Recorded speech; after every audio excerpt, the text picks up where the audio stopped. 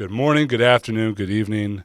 I'm Couper Moorhead, your host, and this is After the Buzzer, where we are talking after the Miami Heat's 128-115 loss to the Indiana Pacers on a back-to-back. The Pacers are not an easy team for anybody to play on a back-to-back with their explosive offense.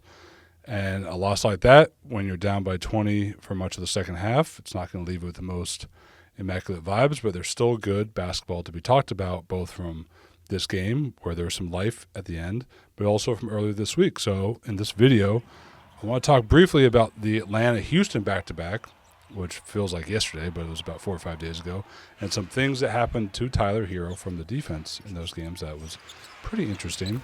Then we'll talk briefly about the Pelicans game. Not a lot to talk about there, but some stuff worth mentioning about what's happening with Niko Jović. You'll notice a theme of the young offensive players here. Then we'll talk briefly about the defensive issues against Indiana, which frankly wasn't great, but it is what it is. Indiana will do that to a lot of teams. And then finally we'll talk about what happened at the end of the Indiana game, which was a nice bright spot from rookie Kel'el Ware. So first, back to Atlanta and Houston. That back-to-back, Miami split those games. Here's what was interesting about Atlanta. The Hawks blitzed Tyler Herro's pick and rolls 12 times. Blitz is where the big guy, the screener defender, jumps right out at the ball handler. As you've seen the Heat do to many a player this season and in seasons past, back in the big 3 days, that was their base coverage. The Heat blitzed constantly until sort of the three-point revolution made it really hard to do that all the time. But the Hawks did that to Tyler Herro 12 times. That's a season high. And the Heat still produced 1.5 points per possession against those blitzes. Why is that important? We'll get to it in a second. But then the next night against Houston, end of the game, the Heat are up 1, about a minute to go. Tyler Herro has the ball. Remember, he had just hit a game winner against Orlando a few days before. And what does Houston decide to do? Well, Houston sends a hard double team right to Tyler. Tyler gets off the ball, gets it to Haywood Highsmith. Haywood finds Niko Jović. Three-pointer from the angle. Heat are up 4. Heat win that game. So what do those two things have in common? The Hawks blitzing Tyler, Houston doubling him in a late-game situation. Well, that's exactly what, in a lot of ways, the Heat's offense has been looking for. It's happened at times with Jimmy Butler, with Bam Adebayo, with Goran Dragic, with Kyle Lowry at times.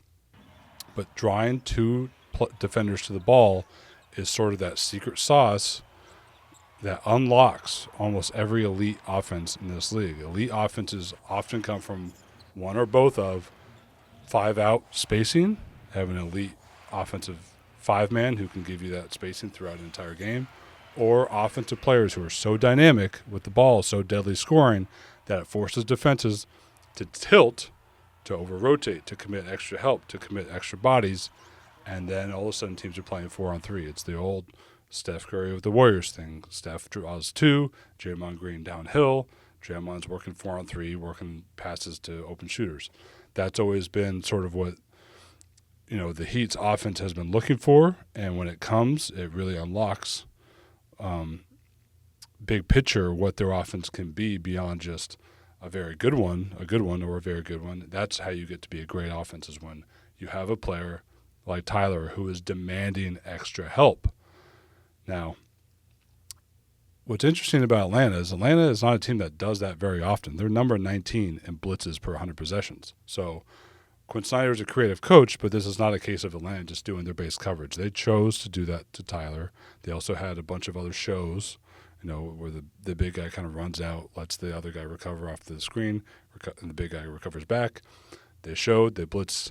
Tyler spent those 2 games drawing extra help. That's really encouraging long-term to see how the league gradually changes the scouting report on him because of how he's playing with his new approach, and he's become such a deadly scorer. Now, as we get deeper into the season, we have to keep an eye on, are more teams going to take this approach? Because if you start seeing 2 guys on the ball with Tyler more and more over the next weeks, months, even a year from now, that's really positive. That's sort of the culmination of what all these changes that Tyler has made to his game can become. It's one thing to make a lot of shots. It's one thing to cut out mid-range shots, get to the free throw line, get to the rim more. But ultimately, you want all those changes to affect your entire team's offense. Beyond just playmaking and pick and roll, it's now are you getting off the ball and are you creating that 4-on-3, 2-on-the-ball gravity for the rest of your team. So just a couple games there, and we're still in the early stages of seeing how the league reacts to Tyler and how he's playing. More film will be on him. Scouting reports will change. That's how these things go. But encouraging to see teams react to Tyler in that way, and we'll see how it goes from here on. Quickly about that Pelicans win after that. Pelicans are obviously kind of in a bad spot. There wasn't a lot to say about that game. It was almost a clutch game, but it never really felt like there was a true threat there. But keeping with the theme of 2 on the ball, what was interesting is that Erik Spoelstra's been playing Nikola Jović lately, obviously, of the past. He's been more and more in the rotation. And sometimes he's playing the 4, sometimes he's playing the 5. But when he's in and there was a matchup, a beneficial matchup there for him, a smaller guy, either in height, stature, length, whatever, when there's a matchup that they like, Spoelstra's been giving Jović opportunities in the post. And I think we're still seeing that post game come together, but he's clearly, Nikola Jović, what I'm saying, is trying to take advantage of his size. He gets a smaller guy in the post. He's almost kind of Charles Barkley, shoulders first, getting in. He's pounding his way into the paint. Well, what the Pelicans did, again, 2 on the ball, the Pelicans sent help to Jović. And let's just say Jović is young. This is not something he's done a ton of. There's not a lot of film on him. Maybe the Pelicans, all they saw was a bigger guy with a smaller guy on him. Obviously, we have to send help. But what they didn't do was make Jović had to prove himself as a scorer. They didn't make him score once or twice against those matchups. They just sent help immediately, and Niko is either the best passer or one of the best passers on the team, especially when you consider creative passes, cross-court skips with great court vision, good timing, touch, on time, on target, all that stuff, everything you want to see from a good playmaker. So Niko took the help, passed off. There's one beautiful sequence where pass to Jaime at the nail. Then Kel'el Ware's backing in. Jaime dumps off to Kel'el. Dunk. That was beautiful basketball. It all comes from 2 on the ball. Now, not every team is going to do that because they will make Jović prove himself as a scorer. And it won't always come from just being able to out-muscle guys. You're going to have to develop a post package like any player does over the course of their career.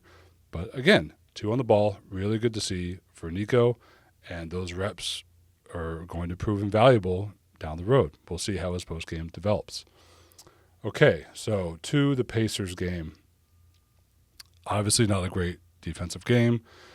You're not going to hold it against a team having a poor defensive night against that specific Pacers group, but what happened was the Pacers came out hot. Tyrese Halliburton was aggressive. They made a bunch of threes early. Tyrese Halliburton made 3 threes early. And we've talked about this before. If a team gets hot early, that can keep them in a game no matter who they are. But what you don't want is for those threes to turn into anything else. A team that gets hot, they can get cold, and that's when you can find your opportunity to get back in the game. Where it becomes hard to make a run is if you're giving up points elsewhere. And what happened against the Pacers was those threes sort of stretched out Miami's defense a bit. And then all of a sudden the Pacers were getting on transition, but even in the half court, they were getting their rim runs and they were getting scores, right at the cup. So that's where the Pacers ended up not just outscoring Miami from 3, but in the paint as well. And that's how you end up giving up an offensive rating of 134.7. It's going to be tough to beat most teams when that happens. I'm not really concerned about Miami's defense because of this one game. It happens. They've had games like this against Indiana before, as many other teams have. The Pacers are just that good, that dynamic offensively when they have all their guys together. One thing I am keeping a bit of an eye on is that the Heat shot 40% from 3 tonight and lost. Obviously, a lot of those threes were from their late comeback bid, even though they never got to single digits. There was life in the building. You felt like there was momentum. That all came from threes. So it's not like they were shooting 40% from the entire game, but it's still their 5th loss when shooting 40% from 3 or better this season. Last season, they had 7 of those over the whole season. The year before that, they had 5. And the year before that, 2021-22, when they had probably their best defensive unit, they only lost twice that whole year when shooting 40% from three. Some of that is a league changing. Some of that is just random noise. 40% is kind of an arbitrary endpoint for the stat. But, when the defense is hitting an elite level, you want generally to see you hit your threes, the defense is enough to carry you to the win. Hasn't quite been the case for Miami this year, but again, this one game doesn't really change anything. They've always responded well to defensive games like this. They'll get that side of the ball back on track. There was good stuff against Indiana, though, and it all came in the fourth quarter. Miami hit a bunch of threes.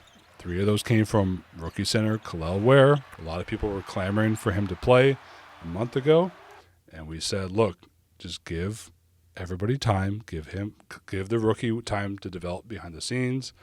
Give him time to earn some trust from Erik Spoelstra. And just like Bam Adebayo, who didn't play much in his first month or first 6 weeks, when everybody on that team was healthy, all that time ago, Ware didn't play much early. Now he's getting his opportunity after getting some developmental time, and now he's coming along, right? He's playing well. He's doing impactful things in the court. Still a rookie, so we'll make rookie mistakes. There's still a lot to learn about defense. That's not just rim protection, which has been good. There was good rim protection tonight. But tonight in the fourth quarter, it was just really cool to see a guy have a moment like that. The 3 threes, he's catching lobs. He had a really nice kind of running finish from the elbow where he went through 2 Pacers defenders and finished off the glass. It wasn't a clear dunk. He still had the touch. The lobs are always going to be there. He's got that really easy, obvious athleticism. But look, if the threes are going to fall, that opens up a lot, not just for him, but for the Heat. We don't know what kind of shooter he's going to be down the road. We won't even know by the end of this year because the sample size will probably be too small. But just the fact that he's showing a stretch where he can be aggressive, take the threes, and make them in a stretch like that, that's really cool to see. It's a bright spot. It's one of those times you bookmark it for later, save it for later, archive it, and then down the road, when and if he starts having more games like this, multiple in a week, a bunch of them in a month, when he's more of a rotation player, bigger minutes, bigger burden on his shoulders, you start seeing games like that down the road, you'll come all the way back to having bookmarked this game and say, that's where we really started to see it, right there against the Indiana Pacers in the fourth quarter that most people aren't going to remember because it was a blowout loss for the most part. But it's nice to see from Ware. And, hey, this is how rookies' careers are made. You have, ups and downs, but then you have these moments that can really propel you forward, just whether it's your confidence, whether it's your coach's confidence in you, whatever it is. This was a moment for Kel'el Ware, and it was nice to see it for him. So that's all we got for this video. Thank you for joining us. The Heat have one more at home, and then there's a long road trip coming along. But until then, take care. This has been After the Buzzer, and I'll catch you later. Bye.